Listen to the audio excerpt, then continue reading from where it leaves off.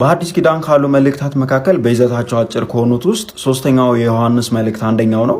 ይህ መልእክት በመጀመሪያው መቶ ክፍለ ዘመን የነበረውን የቤተክርስቲያን የአስተዳደር የመስተንግዶና የስልጣን ሽኩቻዎችን ፍንጭ የሚሰጠን ግሩም መልእክት ነው። በዚህ መጽሐፍ ውስጥ ሶስት ሰዎች እንደ ዋና ገጸ ባህሪ ሆነው ተቀምጠዋል። ጋዮያስ፣ ዲዮጥራጥስና ዲሜጥሮስ የተባሉ ሰዎች።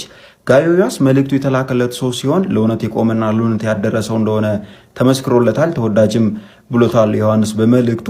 ዲዮጥራጥስ የተባለው ሰው ደግሞ በቤተ ክርስቲያን ላይ ስልጣንን የሚፈልግ በጣም ጥቅመኛ የነበረ ሰው ነው። ሰዎችን መቀበል የማይፈልግ እንደዚሁም ሰዎችን ከቤተ ክርስቲያን የሚያስባረር የነበረ አደገኛ ሰው ነው። ሶስተኛው ደግሞ ዲሜጥሮስ የተባለው ሲሆን ይሄውም ሰው የተመሰከረለት ደገኛ የነበረ ሰው ነው። ታዲያ የዚህ መልእክት ጭብጥ በዙሪያችን ካሉ መጥፎ ሰዎች መካከል እነሱን ትተን እንደ ዲሜጥሮስና እንደ ጋዮያስ ያሉ የተባረኩ ሰዎችን ብቻ እንድንመለከት የሚያሳስብ መልእክት ነው። እንደተለመደው ሀሳብ አስተያየታችሁን በኮሜንት ሴክሽን አስፍሩ።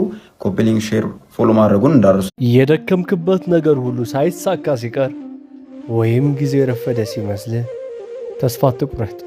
የአበባ ማበቢያ ጊዜና የፍራፍሬ መብሰያ ጊዜ እኩል አይደለም። አንተ የዘራኸው ዘር መሬት ውስጥ ሆኖ እየበቀለ ነው። ሰዎች ስላላዩት ብቻ እየጠፋ ነው ማለት አይደለም። በትክክለኛው ጊዜ ላይ የአንተ ታሪክ በድንቅ ሁኔታ ይቀየራል። ስለዚህ መታገስን አታቁም። ያንተ ቀን ይመጣል።